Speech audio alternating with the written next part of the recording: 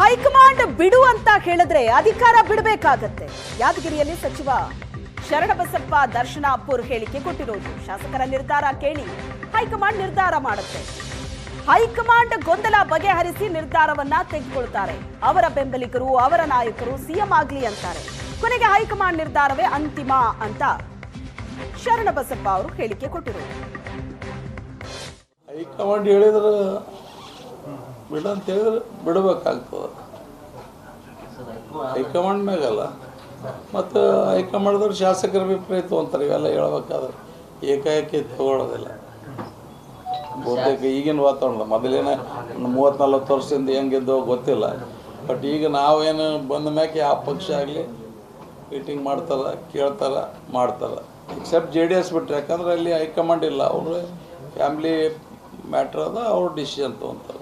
ದೇವೇಗೌಡ, ಕುಮಾರಸ್ವಾಮಿ 50-50 ಅದು ಕಷ್ಟ. ಶಾಸಕರ ಅಭಿಪ್ರಾಯ ಸಿದ್ದರಾಮಯ್ಯ ಪರ, ಈ ಕಡೆ ಸ್ವಲ್ಪ 50-50. ಹೈಕಮಾಂಡ್ ಅವಾಗ ಹೈಕಮಾಂಡ್ ಬರೋದು ಅವಾಗೇ ಅದು. ಯಾರು ಕೂಡ 100% ಯಾಕಡೆ ಒಮ್ಮತ ಡಿಸಿಷನ್ ಯಾವಾಗೂ ಇರಲ್ಲ, ಯಾವಾಗೂ ಆಗಲ್ಲ. ಇರವೇ ವೇರಿಯೇಷನ್ಸ್ ಇದ್ದಾಗ ಅವರು ಬಂದು ವಾತಾವರಣ ತಿಳಿ ಮಾಡಿ ಇದು ಮಾಡೋದು ಮಾಡ್ತಾರೆ. ನೋಡಮ್ಮ 2.5 ವರ್ಷ ಯಾರು ಅದ್ರಾಗ ಅಲ್ಲ, ಅವ್ರದ ಅಭಿಪ್ರಾಯ ಸರ್. ಯಾರು ಹೈಕಮಾಂಡ್ ಅವರು ಜಲ್ದಿ ಇದನ್ನು ಬಗೆಹರಿಸಬೇಕು, ಅಭಿವೃದ್ಧಿ ಆಗ್ತಾ ಇಲ್ಲ. ಈ ಬಗೆಹರಿಸೋದ್ರಲ್ಲಿ ಏನು ಸಮಸ್ಯೆ ಏನದು? ಏನು ಗ್ಯಾರಂಟಿಗಳು ಕೊಡ್ತಕ್ಕಂಥ ನಿಂದಿರ್ಸೋದ? ಅಲ್ಲ ಸರ್, ಈಗ ಇಲ್ಲ ಅಗ್ರಿಮೆಂಟ್ ಆದ್ರೆ ಅಲ್ಲ ನಿಂದಿರ್ಸೋದು, ಲೇಟ್ ಆಗೋದು, ಬಿಡೋದು. ಇಲ್ಲ ಅಗ್ರಿಮೆಂಟ್ ಪವರ್ ಶೇರಿಂಗ್ ವಿಚಾರ ಚರ್ಚೆ ಆಗಿಲ್ಲ ಅಂತ ನಮ್ಮ ಎದುರು ಯಾರ ಎದುರು ಆಗಿಲ್ಲ. ಜಾರಕಿಹೊಳಿ ಅವ್ರನ್ನು ನಮಗೂ ಬೇಕಂತ ಹೇಳ್ಯಾರ.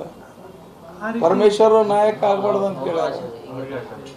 ಕೆಲವು ಮಂದಿ ಮಲ್ಲಿಕಾರ್ಜುನ ಖರ್ಗೆ ಅವ್ರು ಆಗಲ್ಲ ಲೆಕ್ಕಾಚಾರ, ಪ್ರಿಯಾಂಕಾ ಅವರಿಗೆ ಆಗಲ್ಲ ಲೆಕ್ಕಾಚಾರ, ಅವ್ರ ಬೆಂಬಲಿಗರು.